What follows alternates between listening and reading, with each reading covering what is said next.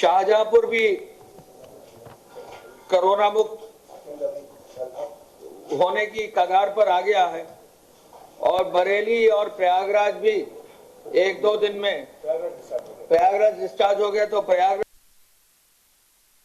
जिले के अपने केसेस के कारण वो भी जो है कोरोना मुक्त हो गया है और बरेली भी वहां एकमात्र एक हॉटस्पॉट था। आज जिलाधिकारी ने वहां भी डिक्लेयर कर दिया है कि वो एकमात्र एक हॉटस्पॉट की अब आवश्यकता नहीं है, क्योंकि उनके जो केसेस हैं निर्धारित अवधि के बाद अब नेगेटिव आ जाए। जो पूरे प्रदेश के लिए ये खुशखबरी है कि जहां एक और जो है जिलाधिकारी, वहां के पुलिस के अधिकारी, स्वास्थ्य के अधिकारी, वहां के जो सफाई और पूरा सैनिटेशन कर रहे हैं सभी अर्बन और रूरल बॉडीज के, पंचायती राज के, नगर निगम के, वो सभी लोग जुटे हुए हैं। सभी विभागों ने जहां एकजुट होकर माननीय मुख्यमंत्री जी के वर्क प्लान के अंतर्गत कार्य किया है, तो एक और से कई जिले जो है कोरोना मुक्त होते जा रहे हैं और वहां लोग भी सहयोग दे रहे हैं, जन सहयोग मिल रहा है, लोगों का सहयोग मिल रहा है और कहीं ना कहीं आपका और मीडिया का भी सहयोग मिल रहा है, जिस कारण से हमारा प्रदेश सक्सेसफुल हुआ है। कल आपने देखा भारत सरकार ने ये डिक्लेयर किया है कि जो नेशनल एवरेज है कोरोना का और उसके स्प्रेड का डिटेल प्रमुख सचिव देंगे, लेकिन नेशनल एवरेज में भी यूपी अच्छे स्थान पर है। यूपी पूरे विश्व में 5 बड़े देशों के जनसंख्या के बराबर है, लेकिन यूपी में अभी भी केसेस की संख्या कम है और ग्रोथ रेट भी कम है। दोनों ही जो है, संख्या भी कम है, ग्रोथ रेट भी कम है, डेथ रेट भी कम है और जो लोग स्वस्थ होकर निकल रहे हैं वो संख्या भी शुरू हो गई है।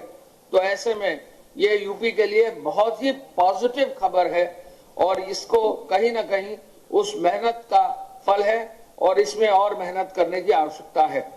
आज माननीय मुख्यमंत्री जी ने जो विशेष रूप से जिस चीज का रिव्यू किया है वो है हमारे आश्रित लोगों के लिए जो 1000 रुपए की धनराशि दी गई। शहरी और ग्रामीण क्षेत्रों में जो छूटे हुए और निराश्रित को भी युद्ध स्तर पर चिन्हित कर 1000 रुपया देने का उन्होंने निर्देश दिया है। अब तक उद्योग विभाग और आईआईडीसी की कमेटी के माध्यम से जो मुख्यमंत्री जी डेली टीम 11 का रिव्यू कर रहे हैं, अब तक 23,70,000 श्रमिकों को राज्य सरकार ने अपने संसाधन से 236.98 करोड़ रुपया भरण पोषण भत्ते में बांटा। 236 करोड़ 98 लाख 23,70,000 से अधिक व्यक्तियों को बांटा है।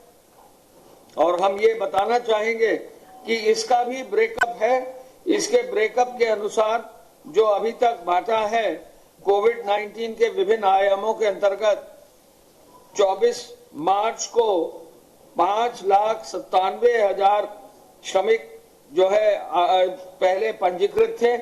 अब ये बढ़कर निर्माण श्रमिकों की संख्या 13,51,000 हो गई है, यानी 135.10 करोड़ निर्माण श्रमिकों को बैंकों में दिया गया है। शहरी क्षेत्रों में ठेला, खोंचा, रेहड़ी लगाने वाले, रिक्शा, ई रिक्शा चालक, पल्लेदार, रेलवे के कुली भी हैं जो अभी जो है कोई उनकी आमदनी नहीं है, दिहाड़ी मजदूर और भी इस तरह के लोग हैं शहरी क्षेत्र में, उनको 1000 रुपया धनराशि दी गई है।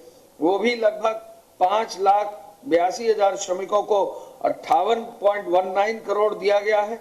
और ग्रामीण क्षेत्र में जो विभिन्न व्यक्ति अलग अलग श्रेणी के हैं उनको 4,37,000 निराश्रित व्यक्तियों को 43.69 करोड़ दिया गया है।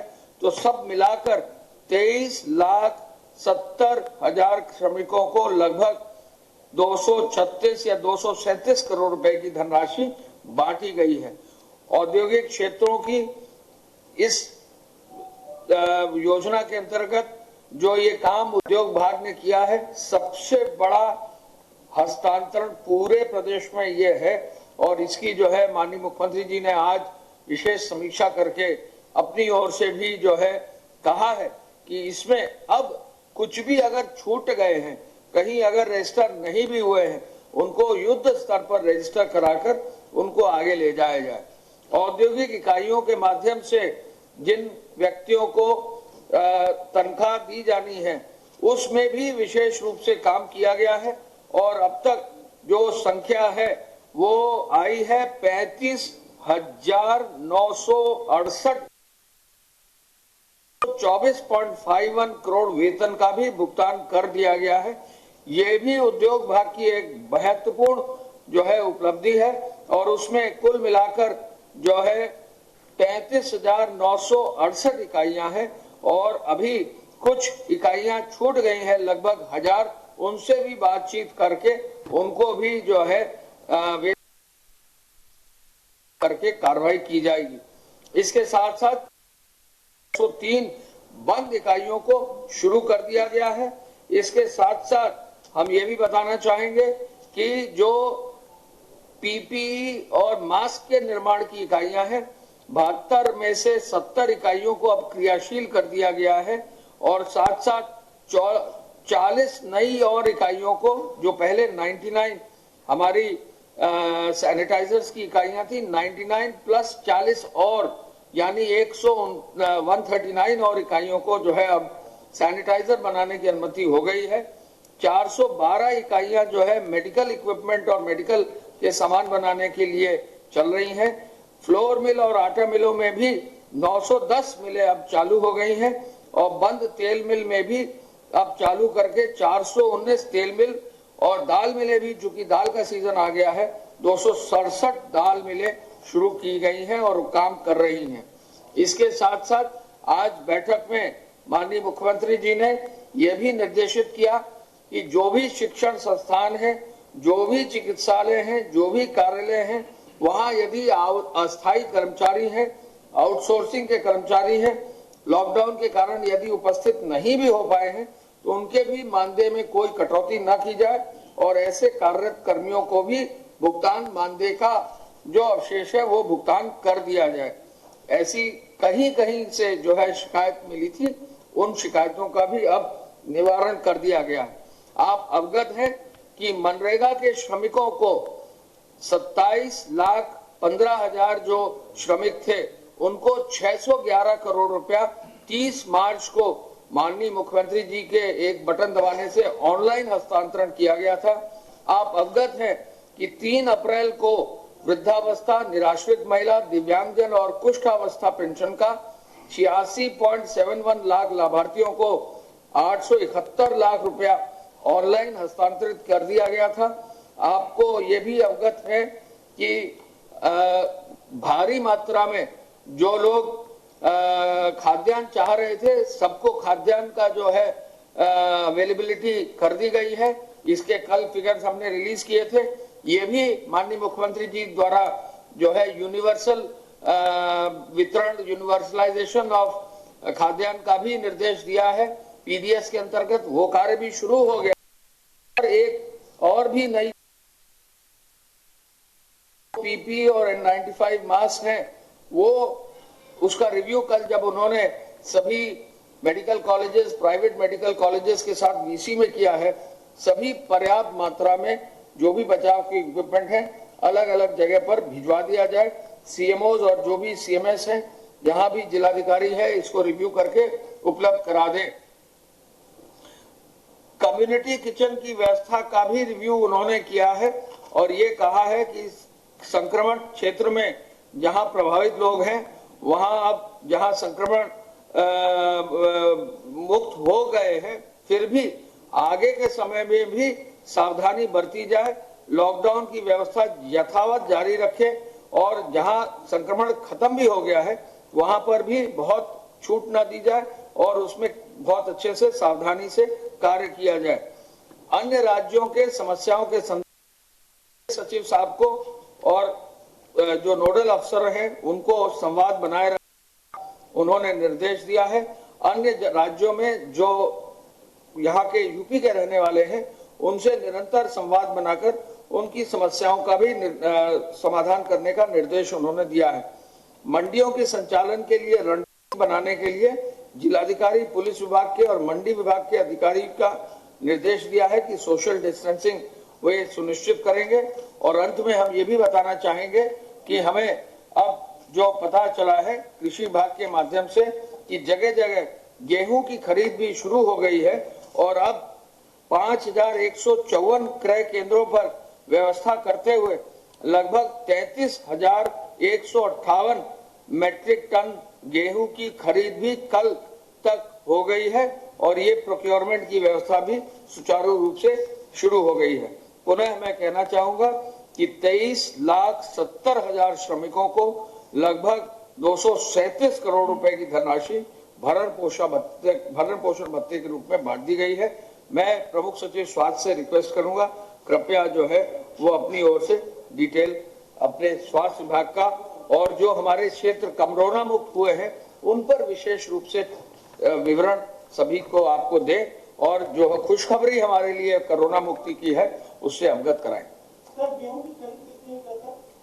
गेहूं की खरीद हो गई है 33,158 मैट्रिक टन। जी धन्यवाद। प्रदेश में कुल एक्टिव केसेस 869 रह गए हैं कोरोना के। 969 में से अब केवल एक्टिव केसेस 869 रह गए हैं, 869।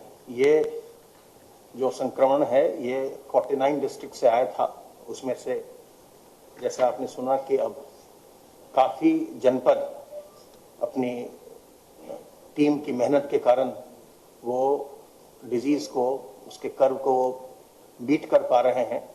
आपको पहले मैंने बताया था कि पीलीभीत, हाथरस और महाराजगंज ये सभी जितने भी इनके यहाँ इन्फेक्टेड लोग थे वो सब के सब ट्रीट हो चुके हैं। इसी प्रकार से प्रयागराज और बरेली से भी सूचना प्राप्त हुई है कि भी सभी लोग डिस्चार्ज हो गए हैं। कुछ और जिले हैं जिनमें कि या तो सेकंड टेस्ट चल रहा है या वो डिस्चार्ज होने के करीब हैं। तो जैसे जैसे सूचना आती जाएगी हम आपको और बताते जाएंगे। जो हमारे 4-5 जिले जो मेन रूप से अफेक्टेड हैं वो गौतम बुद्ध नगर, गाजियाबाद, मेरठ, लखनऊ, आगरा है और बाकी सहारनपुर भी है उसमें।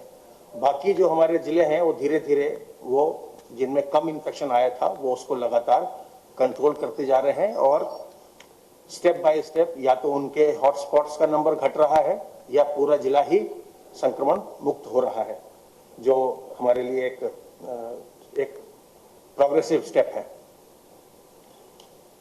जो आइसोलेशन वार्ड्स में लोग हैं उनकी संख्या 1025 है इस समय और जो क्वारंटाइन में रखे गए हैं लोग जो पॉजिटिव के कॉन्टैक्ट्स हैं या सिम्टोमेटिक हैं उनके आधार पर उनकी संख्या 10,814।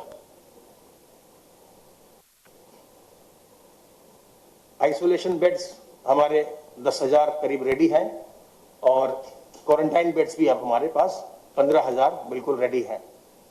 तो इस प्रकार से ये लगातार ये कार्रवाई चल रही है और इसमें हमें चिकित्सा विभाग की टीम को, चिकित्सा और चिकित्सा शिक्षा की टीम को जो सहयोग अन्य सभी विभागों का मिल रहा है, चाहे वो राजस्व विभाग हो, चाहे पुलिस विभाग हो, चाहे अर्बन डेवलपमेंट हो, पंचायती राज हो या एसेंशियल जो सप्लाईज को मेंटेन कर रहे हैं वो हो, उन सब का हम लोग बहुत आभार व्यक्त करते हैं।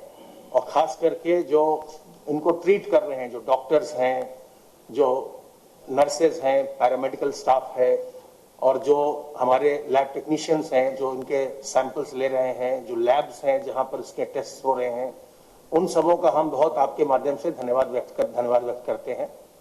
और आपके माध्यम से लोगों को फिर से हम इस बात की जानकारी देते हैं कि जो घर के बड़े बुजुर्ग हैं उनको बचाना बहुत आवश्यक है, क्योंकि जो भी हमने देखा इसमें जिनकी भी तबीयत खराब हुई, जिनके भी कोमॉर्बिडिटी के केस हैं, यानी कोई पहले से मेडिकल कंडीशन है, डायबिटीज है, ब्लड प्रेशर है या किडनी है, इस तरह की चीजें जिनको है उनकी तबीयत ज्यादा इसमें खराब होती है। बाकी अधिकांश लोग इस संक्रमण से संक्रमित होने के बाद वो फिर उनकी एंटीबॉडीज डेवलप होती हैं और ठीक हो जा रहे हैं। लेकिन जो बुजुर्ग व्यक्ति हैं उनमें दिक्कत आती है कई बार, और कई बार वो उनकी स्थिति खराब होने लगती है, तो उनको जरूर हम लोग बचाएं। अपने जो 2-3 इंपॉर्टेंट बातें हैं कि अपने हाथ को साबुन पानी से बार बार धोएं, और जब आप साबुन पानी से धोएं तो कम से कम 25-30 सेकंड धोएं। और बहुत पहले मैंने बताया था, उसको मैं आज फिर रिपीट कर देता हूं कि जब आप हाथ धोते हैं तो याद रखिए कि इसमें सुमन के का इस्तेमाल करते हैं। एस से सीधा सीधा हाथ धोइए, यू से उल्टा उल्टा हाथ धोइए, एम से मुट्ठी अपनी मुट्ठी को साफ करिए, ए से अंगूठा अपने अंगूठे को साफ करिए, एन से नाखून नाखून को साफ करिए, और अंत में के से कलाई को साफ करिए। तो जब आप ये काम करेंगे तो आपके कम से कम 25-30 सेकंड इसमें लग जाएंगे और वायरस जो है वो वायरस समाप्त हो जाएगा। अगर आप केवल 5-7 सेकंड के लिए अपना हाथ धोते हैं तो उतने में वायरस नहीं मरता। तो हाथ धोएं, अपने चेहरे को कवर करें, फेस कवर से मास्क लगाइए या गमछा लगाइए, रुमाल लगाइए, साथ ही साथ सोशल डिस्टेंसिंग मेंटेन करिए। जब भी आसपास कहीं जाइए तो लोगों से कम 1 मीटर से अधिक की दूरी बना के रखिए, और अपनी इम्यूनिटी को बूस्ट करिए। उसके लिए तुलसी अदरक का काढ़ा, अजवाइन का अर्क, नीम की पत्ती का सेवन, गर्म पानी का सेवन, ये सब करते रहें। योग करें, प्राणायाम करें, जिससे कि आपकी इम्यूनिटी बूस्ट होती रहे, तो आप इससे संक्रमित नहीं होंगे। आप अगर संक्रमित होते भी हैं तो आपका शरीर इस संक्रमण को फाइट कर सकेगा। इस बीमारी से घबराने की आवश्यकता नहीं है। इस रहकर बचाव करना ही सबसे अच्छा तरीका है।